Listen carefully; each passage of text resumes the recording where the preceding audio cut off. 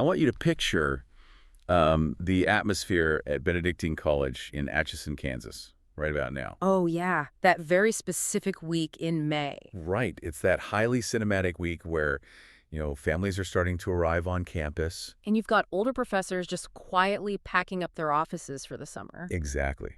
And graduating seniors are suddenly hit with this heavy realization that they are, about to leave the incubator of youth. It's a huge shift. It really is a profound transition. And honestly, it's the exact transition we're exploring today on this deep dive. Which is such a perfect fit for this time of year. Yeah, because we are unpacking the quintessential story of the lifelong educator. We're looking at goodbye, Mr. Chips. But we're doing it through a very specific lens today. We are. We have this stack of vintage radio adaptations. So we're looking at a 1950s Screen Guild Theater production starring Basil Rathbone. Which is incredible, by the way. Oh, completely. And then a majestic Lux Radio Theater broadcast with Laurence Olivier. A classic. And finally, a deeply textured radio classic adaptation starring John Church. So we have three very different takes on the same iconic figure. Right.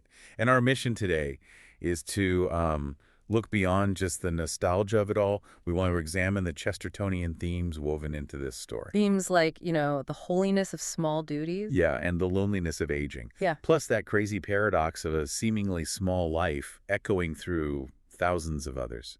That temporal whiplash of graduation that you just described, it really is the perfect entry point for this. How so? Well, when you're a student, you spend 4 years just looking forward, right? Just anticipating the next thing. Exactly. Constantly anticipating the next deadline or, the ultimate goal of commencement itself. Right. Just trying to cross the finish line. But the moment it actually arrives, the entire orientation of your mind just flips backward. Oh, wow.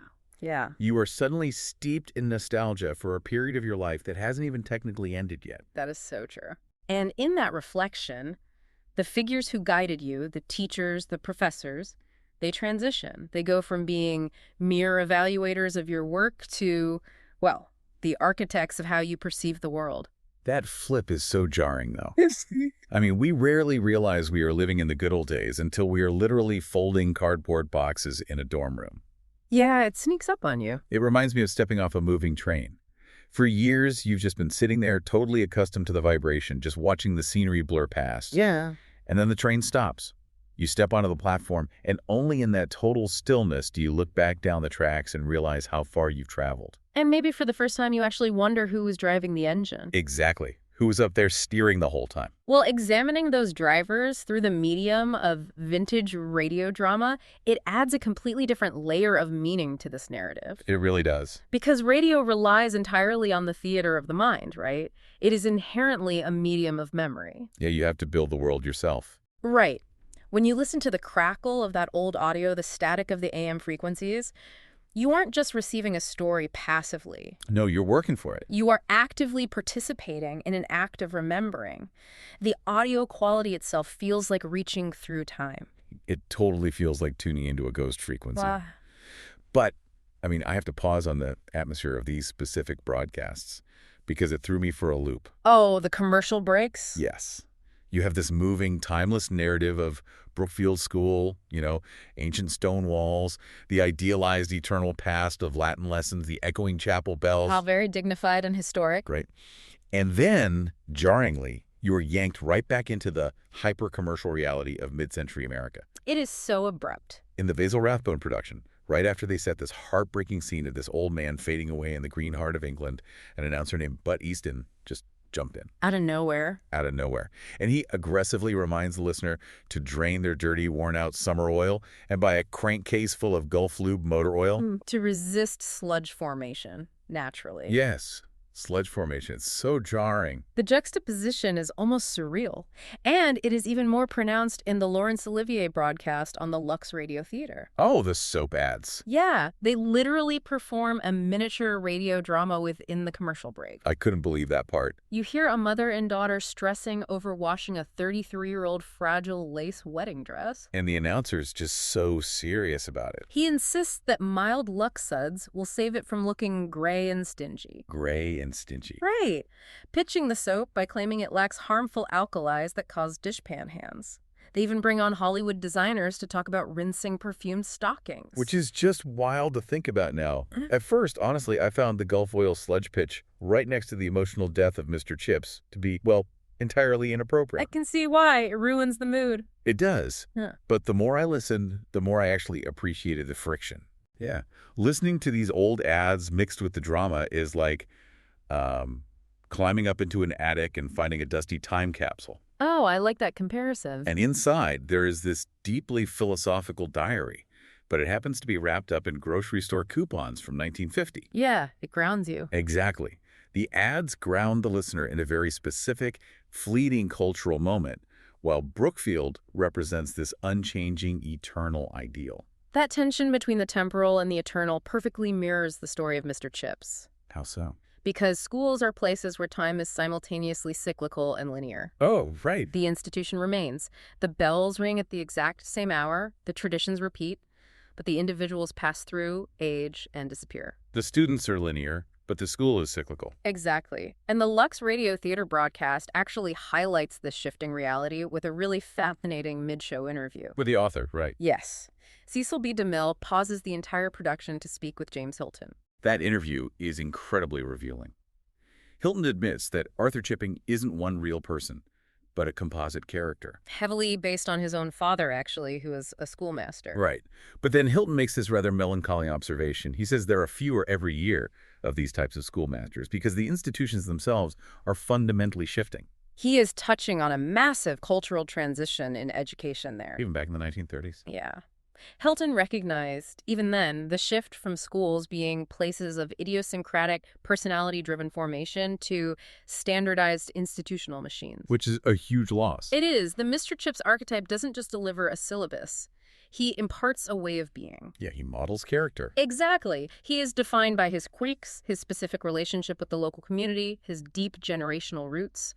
But as education modernized, industrialized, and standardized, there was simply less tolerance for that kind of idiosyncrasy. Which makes me wonder if modern educational institutions, with their intense focus on metrics, standardized testing, and measurable outcomes, effectively engineer the Mr. Chips figures out of existence. It's a very real concern. Because if you have a teacher today who isn't producing the highest test scores, but is imparting a deep, unquantifiable moral compass to the students, I mean, I struggle to see how they survive a modern performance review. That is a critical friction point, and the story actually addresses it later with the character of Rolston. Oh, we'll definitely get to Rolston. But the irony is that while the era of the deeply eccentric, unfireable, lifelong schoolmaster was fading even then, the societal desire for that figure has only grown. We want them more than ever. Yes. As education becomes more industrialized, the nostalgia for a teacher who truly knows the student becomes more acute. We crave that human connection precisely because it feels engineered out of the system. That makes total sense. Well, let's talk about the man himself, Arthur Chipping. Because comparing these three adaptations reveals that becoming a beloved mentor is not a natural default state. No, not at all. It requires a profound evolution. If we look at how Rathbone, Olivier, and Church play his early years, they focus on the concept of discipline and isolation, but in entirely different ways. He definitely doesn't start out as a warm, fuzzy elder statesman. No, he starts out rigid. Very rigid. And the Basil Rathbone performance in the Screen Guild production frames that rigidity as a tragic defensive armor. Rathbone is so intense in that. He brings a really dark intensity to the role. In his early years at Brookfield, his Chips isn't just strict, he is painfully isolated. There's that pivotal scene where he's passed over for promotion, right? Yes, to housemaster. The headmaster frankly tells him that a housemaster needs to be popular with the boys, and Chips is decidedly not. Rathbone's vocal delivery in that scene is just haunting. He doesn't argue. He admits to the headmaster that he missed the trick. Yes, the trick, yeah. He had this fierce ambition to be a great teacher, but from his very first day, he failed to connect. He became nothing but a disciplinarian. And when Rathbone says it, you realize that for him, becoming Mr. Chips later wasn't a natural mellowing process. No, it was a desperate rescue from a life of professional failure and absolute loneliness. Now, Laurence Olivier plays that exact same strictness from a completely different psychological angle. Oh, it's so different. In the Lux broadcast, Olivier's Chips isn't a tragic failure. He is an endearing, terrified man who is wildly overcompensating. His first day in the classroom is a masterclass in comedic anxiety. The desk lid scene. Yes. The old headmaster, Weatherby, warns this young green teacher not to let the boys play tricks, to take a firm attitude immediately. So Olivier walks into the room, and you can just hear the sheer panic in his voice. A boy named Collie accidentally drops a desk lid. It's a minor noise. Just a little clatter, and Olivier barks out, "You have 100 lines." For dropping a lid. For a lid. It is absurdly tyrannical, but the tremor in his voice betrays him. He knows he's overreacting, but he has no other tools in his toolbox to maintain order. And that moment sets up a generational joke that spans decades as he ends up punishing that boy's son and eventually his grandson. I love that running gag. But the radio classic performance by John Church introduces a third element to his early evolution. Which is? His complete immersion in the temporal rhythm of the school. Church's performance emphasizes that Chips is a man swallowed by routine. Oh, there was a fantastic exchange with his landlady, Mrs. Wickett, about that. He notes that while London might live by Greenwich Mean Time, the two of them live entirely by Brookfield Bell Time. Brookfield Bell Time, yes. His reality, the rhythm of his breathing, is dictated by the ringing of the school bells calling the boys to prep, to chapel, to call over.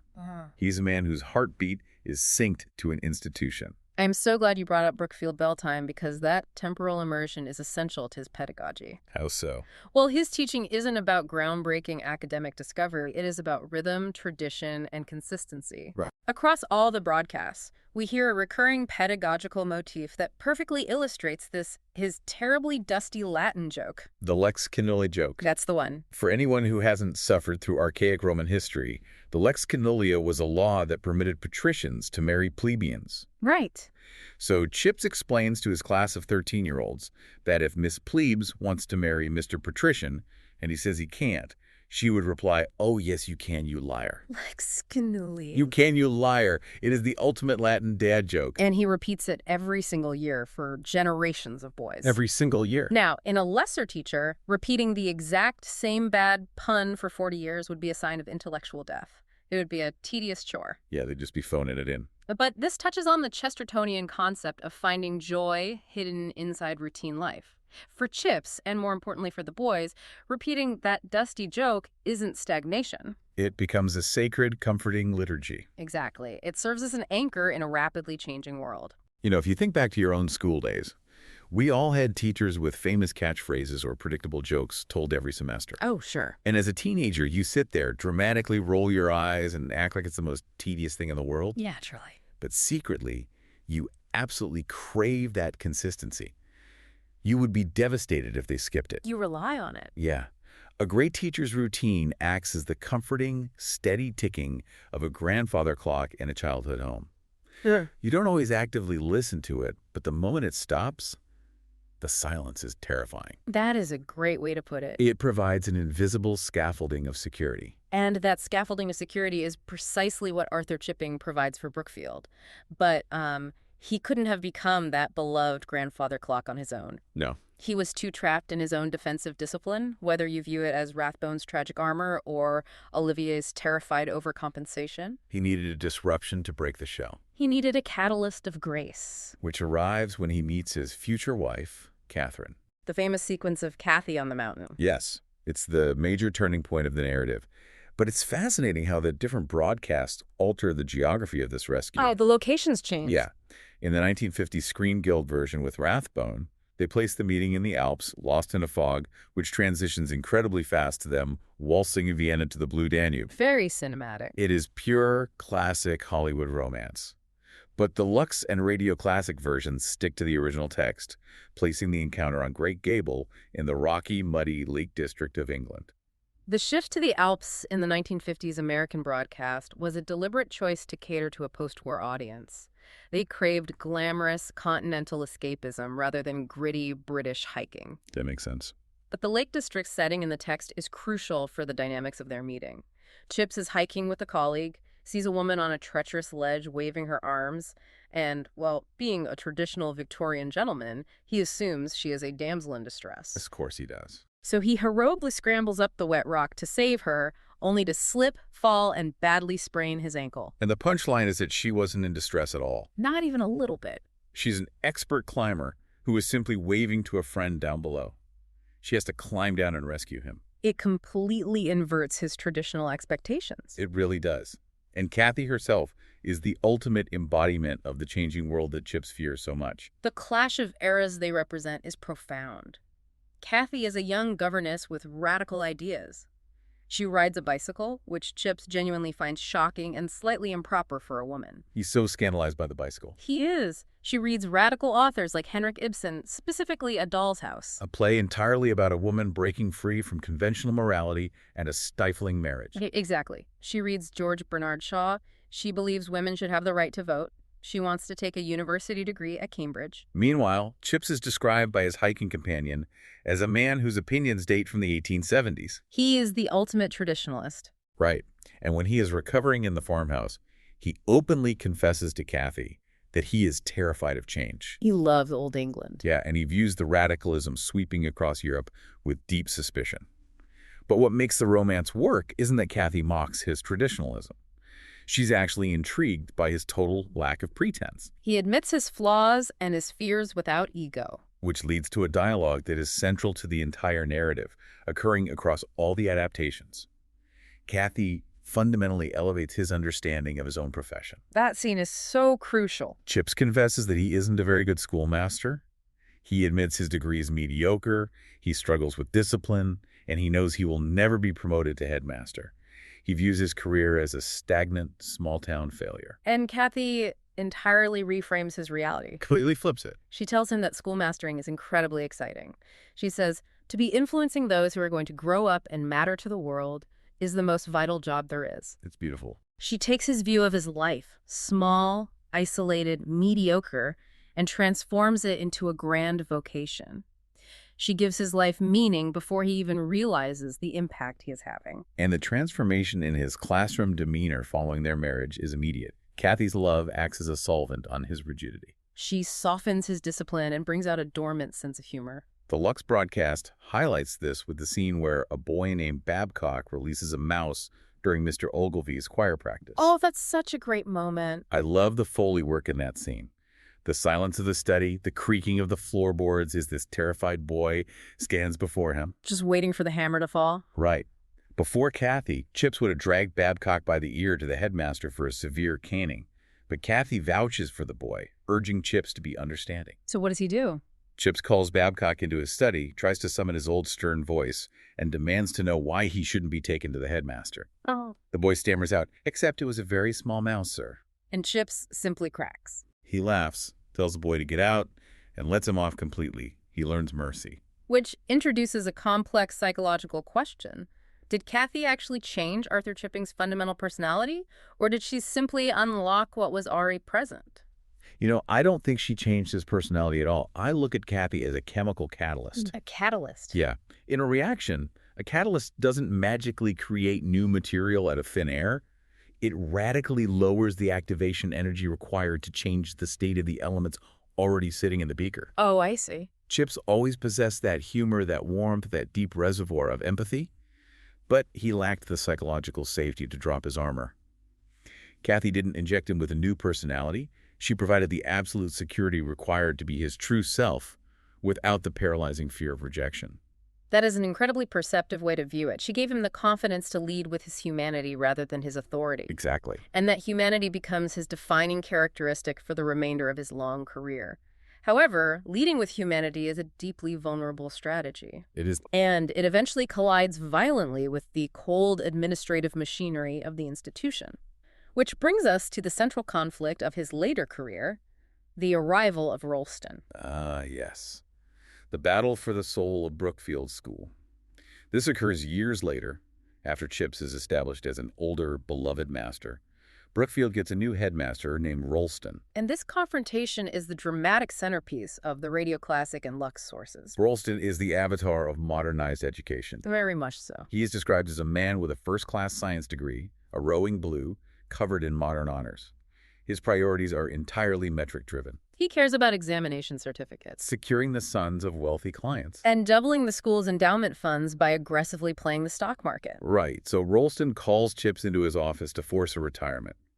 and the disdain in Ralston's voice is palpable. He's so condescending. He tells Chips his teaching methods are slack, his personal habits are slovenly, specifically mocking Chips's torn, shredded academic gown. And he accuses him of rank insubordination. Yes, and the flashpoint of this insubordination is an argument over Latin pronunciation. Which is a brilliant historical detail by Hilton. Tell me about that. At the time, the UK educational system was undergoing a major shift in how Latin was taught. Ralston demands the new, modernized pronunciation, where a word like Cicero is pronounced Cicero, and vicissum is pronounced weakissum. Weakissum. Right. And Chips absolutely refuses to adopt it. He sticks to the traditional Cicero, arguing that forcing boys to say "we kiss him" is an absurd modern fad. The ideological war in that office is intense. Ralston points out that none of Chips's boys passed the lower certificate exam, demanding to know, you think these examinations and certificates are important, do you? And Chips calmly replies, not really. Ralston, furious, asks what the school should be teaching if not for exams. And Chips delivers his educational manifesto. The subject, whether it be chemistry or classics, is unimportant. What Brookfield should impart to its boys is a sense of proportion. A sense of proportion. Not raw data, not quarterly metrics, but the ability to weigh the world, to understand what actually matters, to develop character and perspective. That's the real education. If you were listening to this and you've ever worked in corporate America or a hospital or a modern university, you know exactly who Ralston is. Oh, they are everywhere. You have sat in a meeting with a Ralston who told you that your sense of proportion doesn't fit into the quarterly OKRs and KPIs. Exactly. And the Radio Classic version illustrates this tension beautifully with an earlier subplot, the Mission Boys episode. Oh, I love that part. Brookfield, as an elite, wealthy institution, financially supports a mission in the slums of East London. It's a standard patrician charitable arrangement where they send a check once a year and feel good about themselves. But Kathy, during her brief time at the school, points out that just sending a check is cowardly and impersonal. Right. She proposes inviting the slum boys from the East London mission to travel to Brookfield and play a soccer match against the elite Brookfield boys. And when Chips brings this to the staff, the reaction is utter horror. The staff's resistance is a masterclass in polite, terrified class prejudice. Truly. One master calls it preposterous, warning that the boys are likely proper little hooligans. Another argues that bringing impoverished boys to a beautiful campus will excite envy, make them feel inferior, and unsettle them.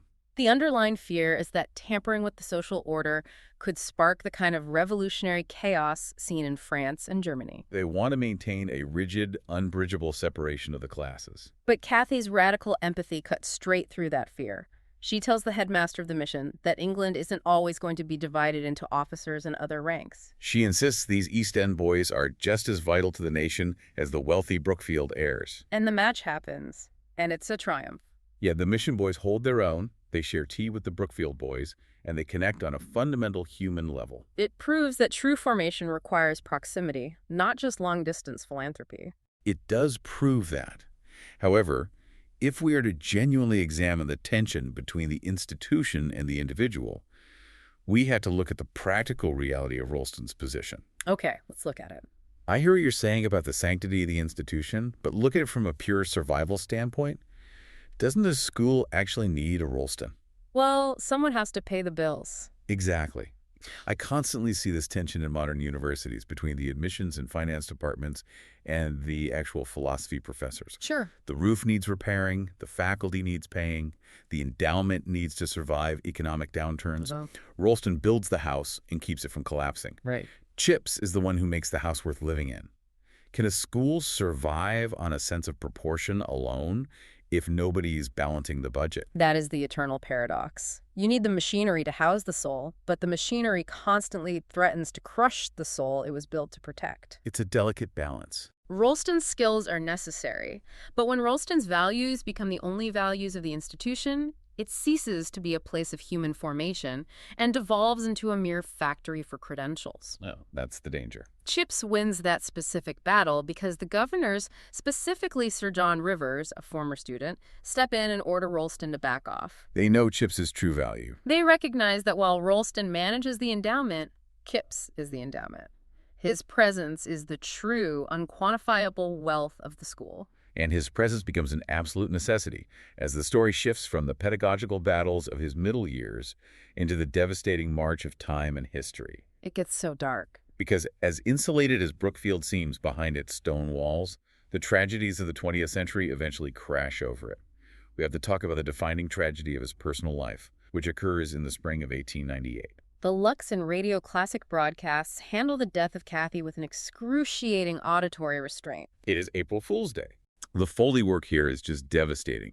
Chips walks into his classroom. He is exhausted, operating on zero sleep because Kathy is in labor with their first child, and it's going terribly wrong. And the boys in the class, completely oblivious to his agony, execute a classic April Fool's prank. They place a massive stack of letters on his desk, but every single envelope contains a blank piece of paper. The dramatic irony is thick. The listener knows Chips is waiting for life or death news. The boys are giggling in the back row, waiting for his confusion or anger. You hear the rustle of the paper? He opens the first one. Silence.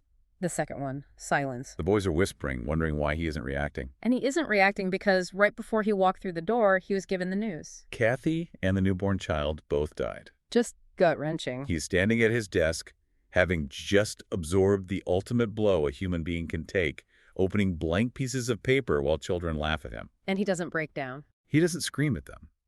He absorbs it with profound, silent dignity. In the Rathbone version, he quietly tells the boys, "I must go on. That's what you wanted for all of us to carry on." And he picks up the textbook and forces them to translate the Latin.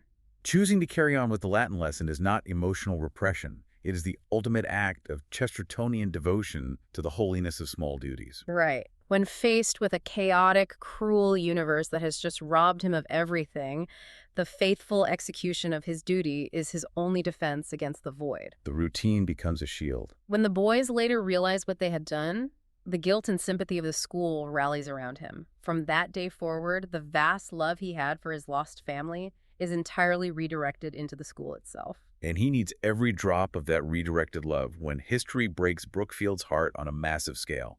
When World War I breaks out, the insular bubble shatters completely. The boys who were just sitting in his classroom arguing over Cicero are suddenly dying in the mud of the trenches. The roll call of the dead is one of the most haunting auditory sequences in radio drama. You hear the names echoing in the chapel. Boys dying at Passchendaele, at the Somme, at Cambrai, at Jutland. The scale of the loss is staggering. The school empties of its young masters, who all volunteer, forcing the aging Chips to come out of retirement and serve as acting headmaster. As acting headmaster, he must stand in the chapel every Sunday and read the names of the alumni killed in action. And the Radio Classic version includes an incredibly moving detail here. He is reading the names of the British dead, and then he pauses. He announces he has one more name to add to the roll of honor, Herr Max Stiefel. Max Stiefel was the former German master at Brookfield. He was a colleague and a friend who had offered Chips companionship when he was lonely. Stiefel returned to Germany, was conscripted, and was killed fighting on the Western Front. Fighting against the British. Fighting against the very boys he used to teach. When Chips reads Stiefel's name aloud in British chapel, you hear a murmur of shock from the boys. One whispers, "Does that mean he was fighting for the Germans? He's an enemy." But Kix reads the name anyway. It is a pure embodiment of universal brotherhood. It lays bare the absolute tragedy of war, that before they were uniformed shooting at each other across a trench, they were colleagues, teachers, and friends. Memory, for Chips, softens the hard borders of national conflict. He refuses to let a political war erase the humanity of a man he knew. It is a radical act of grace during a time of fever-pitch nationalism. It highlights how time and memory act as the great equalizers. Yeah. When Chips looks at the horrifying casualty lists, he doesn't see soldiers or ranks. He sees the boys who sat in the third row, the boys who couldn't conjugate a verb, the boys who were terrified on their first day. I often think of a school, especially from the perspective of a teacher who stays for decades, like a riverbank. From a riverbank. Yeah. The teacher stands firmly on the shore, watching the water flow rapidly past. Every autumn, a new rush of water comes down the river. Those are the students. Right. They're full of energy, passing by, flowing away into the distance. But during the war, the teacher realizes the river is rushing directly toward a massive, violent waterfall. That's a terrifying image. He watches them flow past him, knowing exactly what is waiting for them in France, and he is entirely powerless to stop the current. All he can do is stand on the bank, commit them to memory, and honor who they were before they went over the edge. A haunting and entirely accurate metaphor. He becomes the keeper of the memory of who they were before the world broke them. And as the war ends and the narrative moves into the 1920s and 30s, we enter the twilight years. The final act explores the dignity and the specific loneliness of extreme old age. He retires fully, moving across the street to Mrs. Wickett's house. But he never really leaves. He sits by the fire, watches the lights of the school come on in the evening, and continues to measure his tea time and sleep by the ringing of the Brookfield bells. His room is a shrine to the institution, filled with classical books and a constant stream of visitors. This period is dominated by the theme of gratitude. He tells his doctor, Maryvale, that he has a lot to be grateful for. He isn't bitter about outliving so many of his students, though he recognizes the tragic paradox of it. He accepts his survival with quiet grace. The most touching moment in this final sequence is the visit from the new boy, Linford. This scene wrecks me every single time. Oh, me too. It's a foggy afternoon. Chips is dozing by the fire, and a tiny, terrified new boy named Linford knocks on his door. Older boys had played a prank on Linford, telling him the legendary Mr. Chips demanded to see him, hoping to make the new kid look foolish. And Chips realizes the prank immediately. But he doesn't send the boy away. He invites him in for tea. And he serves him a piece of walnut cake with pink icing. It is such a specific, perfect sensory detail. It highlights the eternal cycle of the school. Here's this ancient man nearing the very end of his life, providing comfort and pink icing to a boy who is taking his very first steps on the journey. Chips asks if he likes Brookfield, and Linford admits he's afraid of it. In this incredibly tender voice, Chip says, "So was I." He bridges a 6-decade gap in an instant. Right. Telling Linford about his own terrifying first day in the big hall, it shows the endless cycle of new youth seeking comfort from the old guard. When Linford leaves, he says, "Goodbye, Mr. Chips." It is the last time anyone will ever say those words to him. Because that night, the fog settles deep into his lungs and he collapses.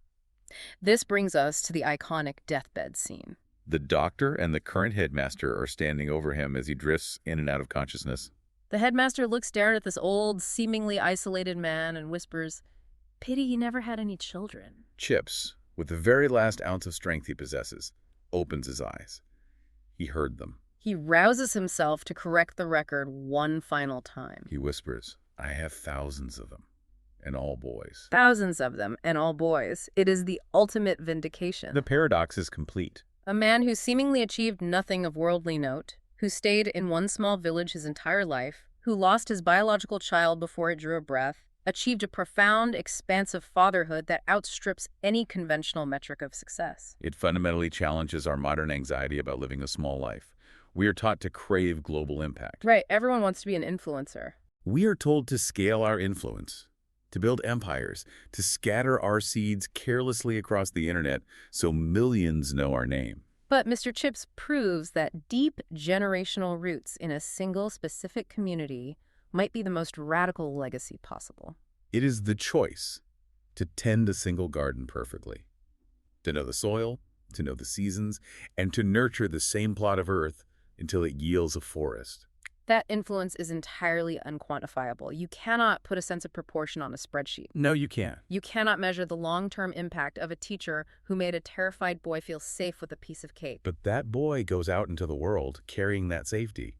He passes it to his children, who pass it to theirs. The echoes of Arthur Chipping's quiet faithfulness ring out far beyond the stone walls of Brookfield. Which brings us back to the present moment, back to the sunset over Benedictine College.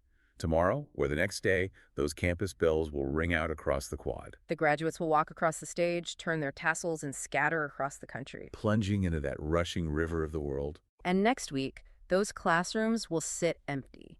The dorms will be dead quiet. The professors, the modern-day Mr. Chips and Kathy Bridges, will be left behind on the riverbank, watching the water flow past. They will remember these confident graduates as the terrified freshmen they were 4 years ago. They will remember the bad jokes, the brilliant essays, the quiet moments of grace in office hours. To the graduates, and to anyone who has ever been shaped by a mentor, the true value of your education wasn't the syllabus. It was the sense of proportion imparted by the people who chose to stay on the riverbank and guide you.